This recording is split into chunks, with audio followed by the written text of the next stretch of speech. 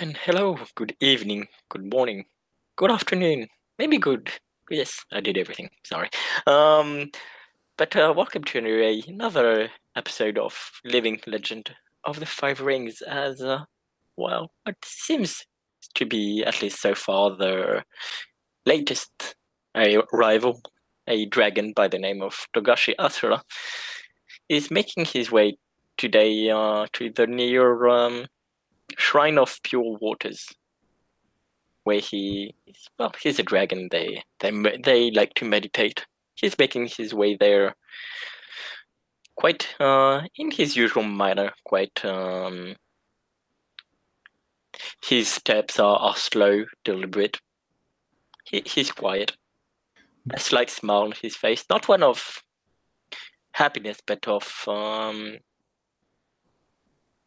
content, as if he's satisfied with being what is happening.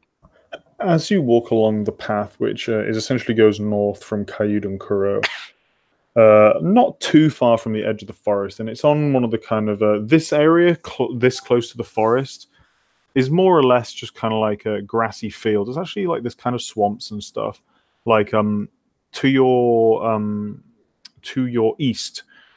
Back into the kind of body of the empire proper. There's a lot more like paddy fields, and you can see a few villages.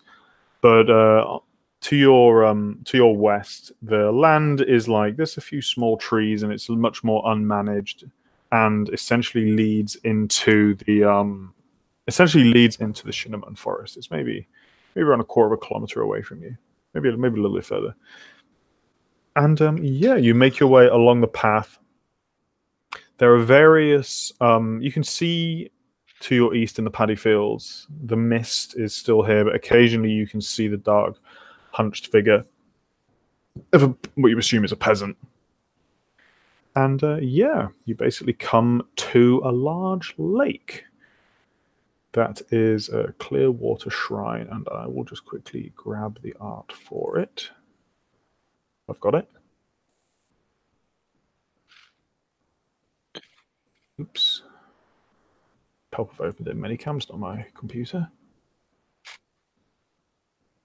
And yeah, essentially it's on a river, on the lake. The temple kind of like, so this isn't the perfect depiction of it, but essentially this temple is on stilts and stretches out into the river. And most of the temple is actually like, not the river, sorry, the lake. It's kind of like in the lake. And yeah, as you approach, the gates are closed. Is that something usual, or do we just open them ourselves, or gates usually close, or it's usually open? There's a bell by the gate, and yeah, the typical thing would be just Okay, to to ring ring the bell. the Yeah, bell. he'll ring the bell.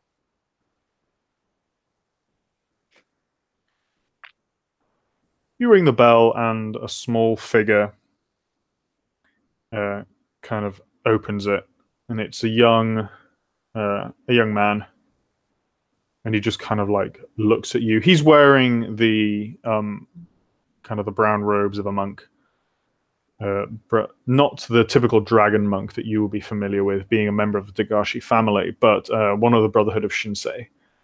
He has a shaven head, no tattoos, prayer beads, and he just kind of looks at you and bows. Samurai Sama, what brings you here this day? What can I do for you? I have come here to meditate. Of course. Would you care for me to fetch Father Jung? Oh, sorry, the Abbot Jiku. And he'll smile and nod. Yes, please. He nods. Please come in. And there's kind of like an open kind of courtyardy area on the sand, and you see several monks kind of like hanging around. Well, no, they're not hanging around. There's some appear to be meditating. Around five appear to be just like meditating, facing out to the water, and another around five appear to be doing martial art practice with essentially like quarter staffs, and they're being instructed by what looks to be a kind of elderly monk. And you get some looks. being a samurai and wearing the green, they've almost certainly never seen Never seen a dragon. a dragon there. He'll wait, looking at. He's kind of. Oh,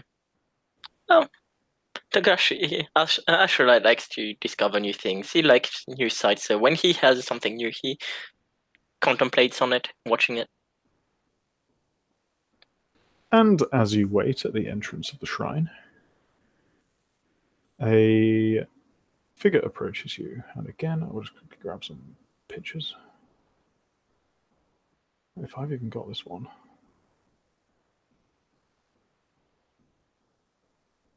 I'm just going to use this one for now. So yes, a man approaches you. A elderly man, kind of bowed head. And he will approach you. Samurai-san, what brings you to our temple today? We are honored by your presence. I see. Do samurai normally greet a monk by doing any kind of bow or anything? Not really, because they're technically, quote unquote, technically peasants. So you would usually just give them a kind of a mild honorific. I think San is appropriate because he certainly doesn't outrank you in the order of the celestial order, but Rokugan's prevailing religion is Shinseism. So yeah, it's a bit up in the air, but I think San is an appropriate. Okay. So what did he say his name was? He is Abbot Jiku, Jikku. Good. Yeah, I'll say good evening, Abbot Jiku-san. I have come here simply to meditate. And you are? I am Togashi Asura. We are honored. I must say this. We have many shrines back home, but this isn't like the ones I am used to seeing. We are a small shrine. But did not Shinsei say that from small things grow the great? But you are welcome to stay with us and meditate. Please. I'd often meditate on the veranda out on the water. It is most relaxing. But first, I would ask you a favor. Of course. We get very little news of what is going on in the rest of the province. Would you please entertain this old monk with some tales of who you are and what is going on in Kaiden Kuro? Yes, of course. A young dragon was once born, the second of his family. But fate was unfortunate for the family, and bandits came, attacked the family and the nearest village. The parents of the dragon had their lives unfortunately taken away. But the two children lived. The young dragon was brought up by his elder sister. Together they grew. Together they grew to know the world around them, grew to know what was Rokugan and the ways of being a samurai. And they grew close indeed. But as much as the young dragon looked up to his elder sister, he had to find his own way. He couldn't be known for being like his sister. He had to be known for being himself. And so the young dragon decided to not follow the same school as his sister. Nevertheless, when his sister left the mountains to see more of the world, the young dragon followed her as a last journey together. And so they went. They flew down the mountain and over the field of the lion, all the way to the flower field gardens of the crane. There the two dragons made friends. A crane, and together again the three for a while stayed together. A bond grew. The crane became friends with the two dragons. Alas came a day where the older dragon had to leave and go on its journey on her journey to enlightenment. And the younger dragon had to go back up north, back to the mountains, to fulfill his destiny and become a true samurai. And so he did. He went up, and his sister went south. But before, he gave him a present. One last thing, something else he could hold, something he could carry with him. Despite carrying no koku, despite carrying no koku, no currency of any sort, and despite having the most basic clothing he chose to have, this was something he could carry with him, for it was not material. It was sentimental. It was a gift. Not exactly a good gift to say goodbye, but a gift to say till I see you again. And so the sister went north, and the youngest dragon went. So the older dragon went south, and the young dragon went north. But before they said goodbye to their crane friend,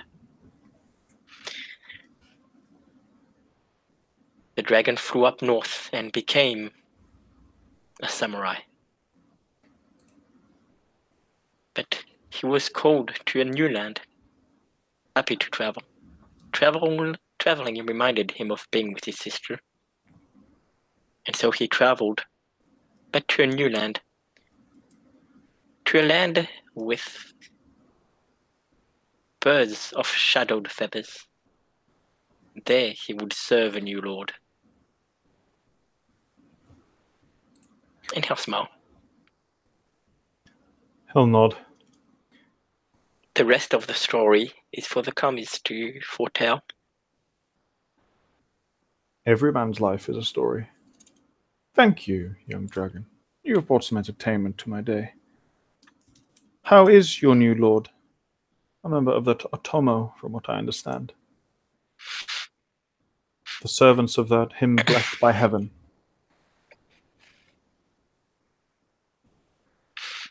He is a young man, but a noble man, and what you would of both.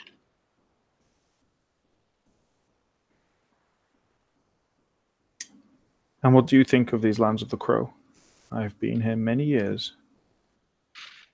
I would like to know how an outsider perceives them. And he'll smirk at that. Well,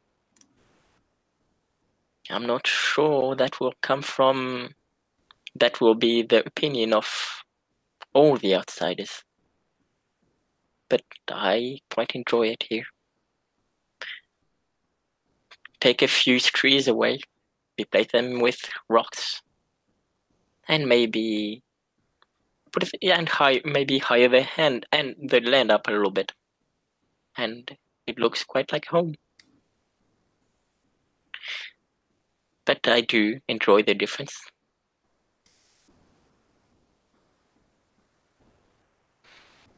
And why have you come to this place? It is far away from your home, as you say. And he'll smile. It is by discovering new lands that one has better chances of discovering more of himself.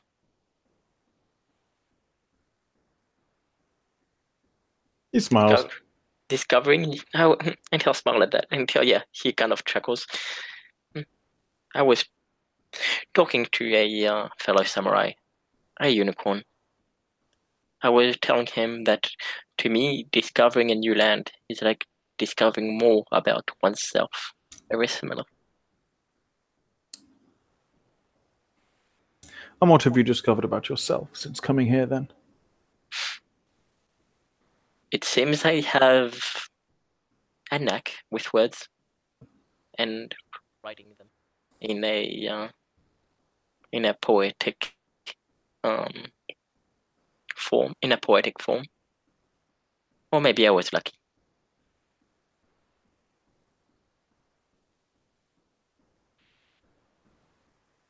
I have discovered that I also enjoy being on a horse. Don't have too many horses back home. Not as useful on mountains as they are on plains.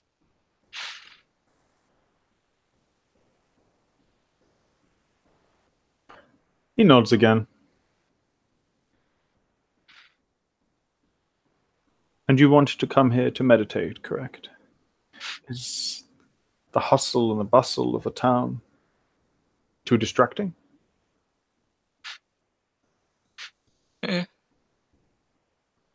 Maybe a little bit. But I like to, maybe old habits.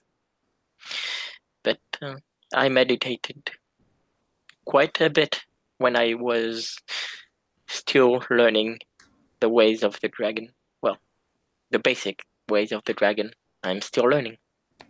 But so yes, maybe old habits. But I wanted to meditate somewhere quieter than in a town.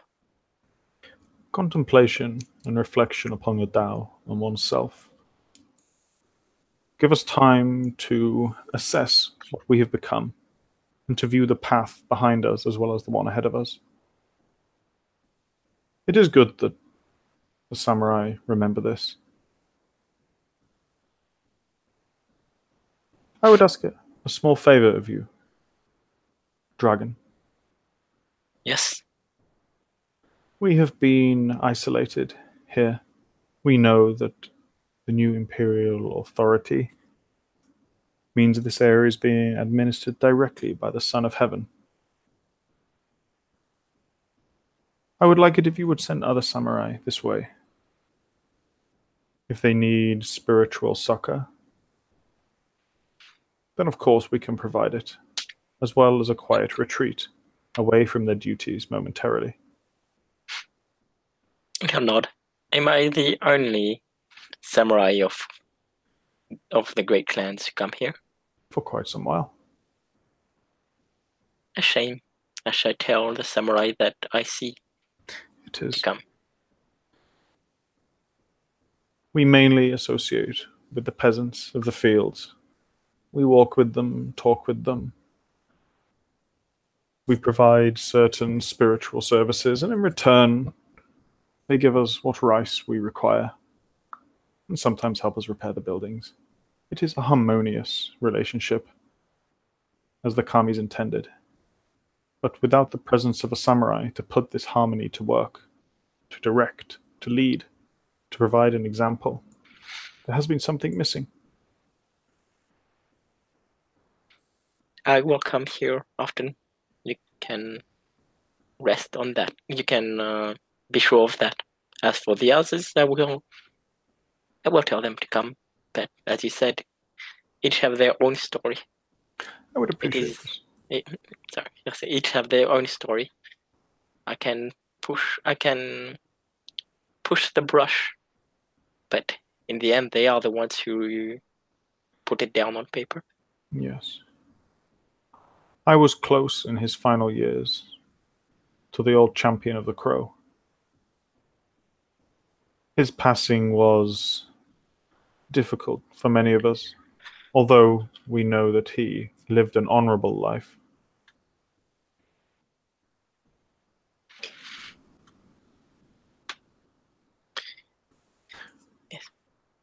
It must have been difficult, yes, I imagine. It I am was sorry for that. uncertain as to what would happen, but it has all become right. Are there any shrines maintained in the town? Our brotherhood has been unable to give them the attention they deserve. I see. I haven't been in scenes with shrines, but he, being a dragon, he would pay attention to that. The samurai probably have like personal ancestral shrines, like where you keep your daisho, but there's no shrine in the town. No. Okay. You say I'll kind of quirk an eyebrow. Ah, I have seen no shrine.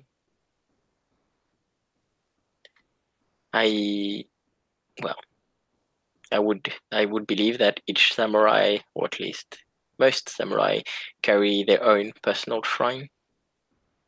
But as far as Kyuden Kura goes, Kyuden Kura goes, I have seen none.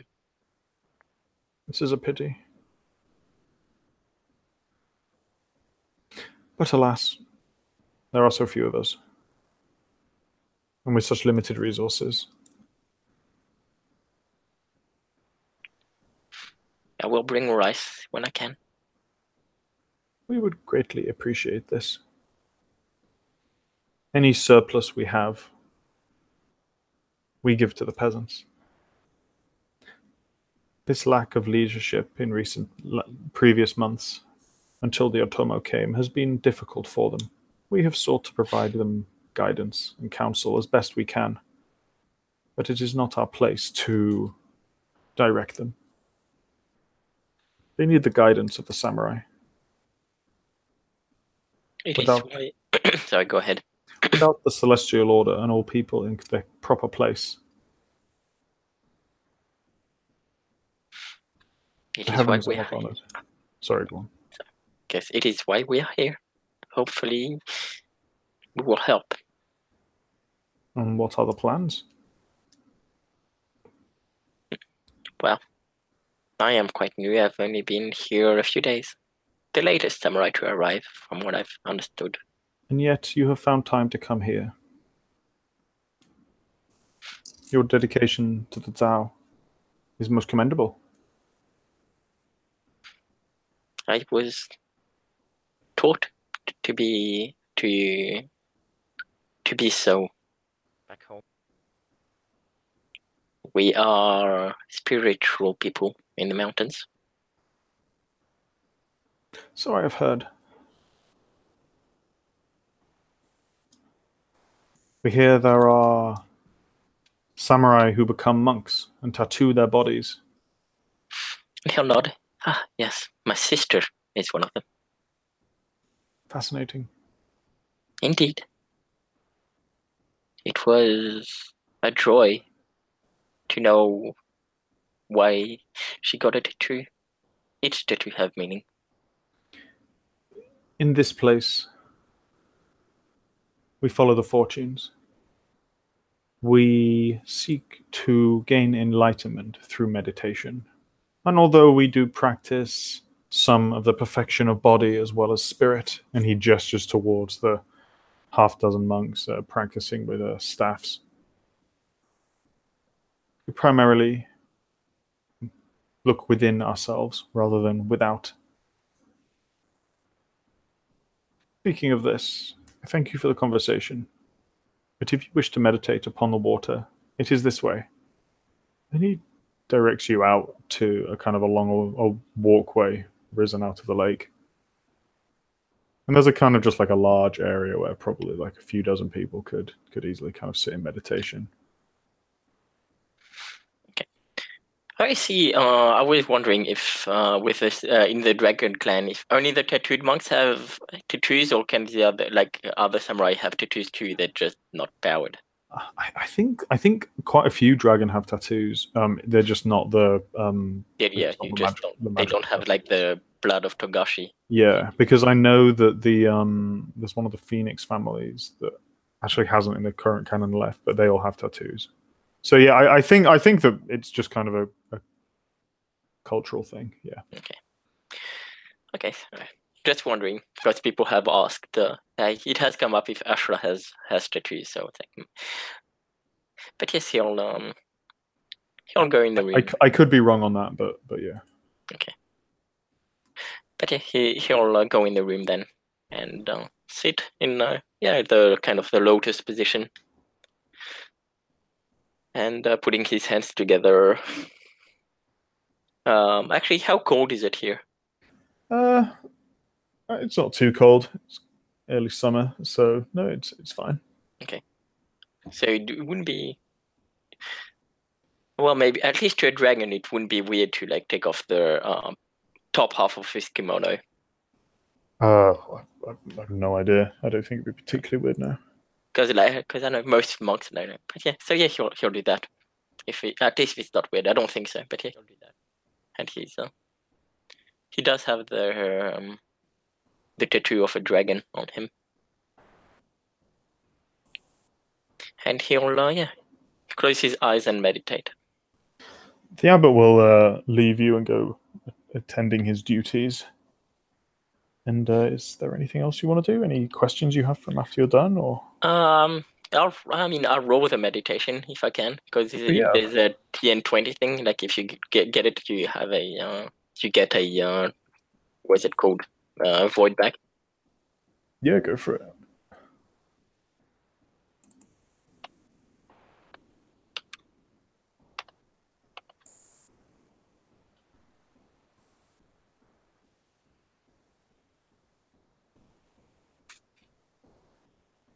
Okay, no, damn it. Oh well. Oh well. But he meditates. You meditate, but you are unable to reach the heights of enlightenment and sincerity that would truly bring about that peace you were looking for. Although the place is calm and quiet, you will hear the occasional plop of a fish as it jumps up to eat a mayfly. And there are some birds singing within the forest. And it is a very, very peaceful and pleasant place.